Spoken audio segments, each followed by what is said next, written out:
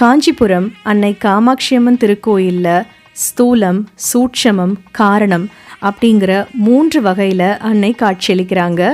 பெரும்பாலான கோயில்களில் ஏதாவது 1-2 வகைகளில் தான் அன்னை காட்சியளிப்பாங்க. காஞ்சிபுரம் காமாட்சியம்மன் கோயிலில் மட்டும்தான் 3 வகையில் நம்ம அம்பாளை பார்க்கலாம். முதலாவது ஸ்தூல வடிவம். பிரதான சன்னதியின் கருவறையில் இருக்கிறது காயத்ரி மண்டபம் அப்படின்னு அழைக்கிறாங்க. இந்த அம்பாளை எப்பொழுதும் அழகான பிரகாசமான பட்டு புடவைகளால் அலங்கரிக்கிறாங்க. ஏன்னா அவள் இருப்பது காஞ்சிபுரத்தில் அல்லவா. மேலும் அவளை அனைத்து ஸ்ருங்காரங்களையும் கொண்டு அனைத்து ஆபரணங்களையும் அணிவித்து அழகு பார்க்குறாங்க.